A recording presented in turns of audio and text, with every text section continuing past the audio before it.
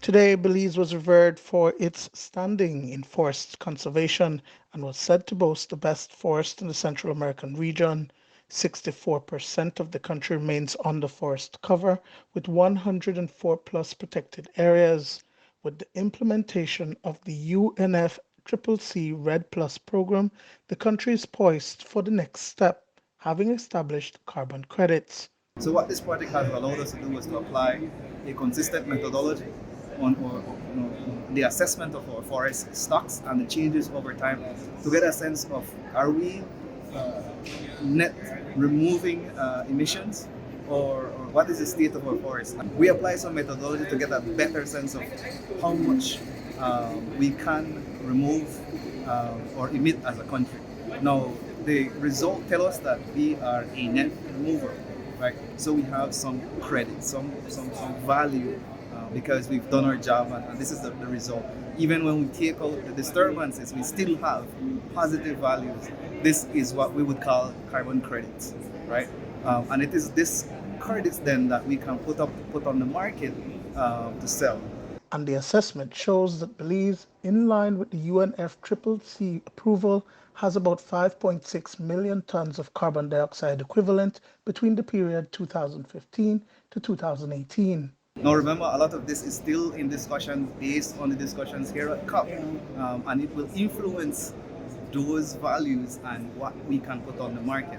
So all of this discussion are interlinked with the discussions at COP and how we can treat markets. The market right now varies, and again, because the international mechanism, the Paris Agreement and the mechanism which will guide this process is still not finalized. Yes. But generally, the market is somewhere between $7 and $20 million, largely from private sector. There's a green climate fund mechanism that pays around $5 per ton, but the private sector market is around from $8 to about $20 per ton. There are projections done by the UK government which shows upwards of $200 per ton going forward. But getting Belize ready was not without technical support and capacity building from the Coalition for Rainforest Nations. We were building a beautiful mechanism under the UNFCCC that is called Red Plus, and Belize is doing brilliantly in its implementation.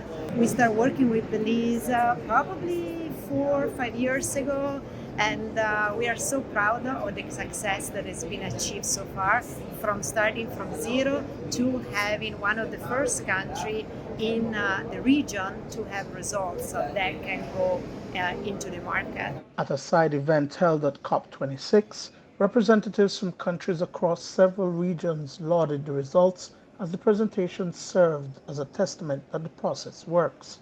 And they seem to have really done a lot of work. And it was very impressive to see how far they've come, and that they're almost really on the point now to be able to sell credit. So, we've been in that process for a while, too, but of course, at different junctures, because of course, with a little less capacity and all that. But we very much impressed. And actually, I think that presentation gave us more inspiration and motivation now to actually be able to move forward with that process. So now that Belize has readied its forests, which is a carbon sink, and the concept of carbon credits will soon kick in, what's the next step? CEO Dr. Kenrick Williams explains. The next step is going to market, right? Okay. And sale of these so-called credits, right? But to do that, before we even go to market, before we engage in that, there is a national mechanism, a national framework that we have to outline. Yeah. How do we engage in things like benefit sharing? What's defined as a credit? Who owns the credit?